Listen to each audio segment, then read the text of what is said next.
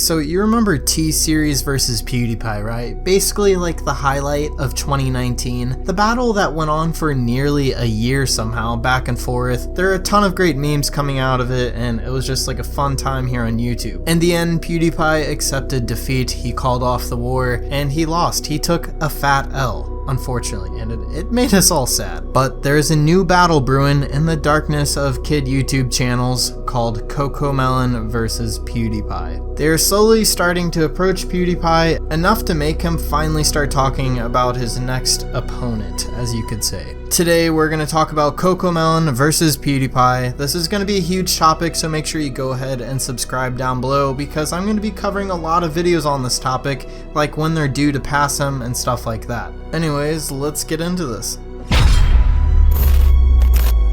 So the winner of our last shoutout was this guy. I don't really know how to pronounce dot_dot, but yeah, you get the point. Here on my channel, I give away shoutouts all the time. If you would like to win this shoutout, make sure you find this icon somewhere throughout this lovely video, and whenever it pops up, simply go down below, comment the timestamp it popped up, and if you're first and don't edit your comment, you've won.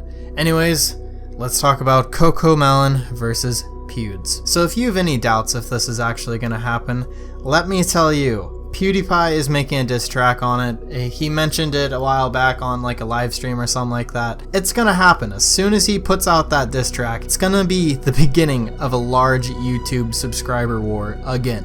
Whether YouTube likes it or not, since live sub counts kind of got destroyed by YouTube, we're gonna have to rely on other websites that give us like estimated live sub counts so that we can track this battle. But I still think it's gonna be just as entertaining, possibly even bigger than T-Series versus PewDiePie. Right now, no one's really talking about it yet because people just don't know, and that was part of the reason why I wanted to make this video, just to get the word out and to get this trend started. So make sure you guys start sharing this video around because we need to make sure PewDiePie actually wins this war. Anyways, Cocomelon is at 87 million subscribers and PewDiePie is at 105, so there's a decent gap, and I know you're thinking like, geez, that's gonna take forever for him to pass up PewDiePie, but you have to see how fast this channel is growing. They have so many subscribers coming in every day, it's ridiculous. They're probably one of the few channels other than like Mr. Beast that are growing at this type of rate. And of course it's just another giant company, so PewDiePie as one person is going to have to do a lot of work to compete with an entire company, kind of like the T-Series versus PewDiePie thing. And it's also possible that Cocomelon might be growing faster than T-Series right now. I might make a video on that as well because there's just a lot of research that's going to have to go into all of these topics. But the gap between Pewds and Cocomelon will be closing soon, and I'm going to be making an entire video on that topic where I research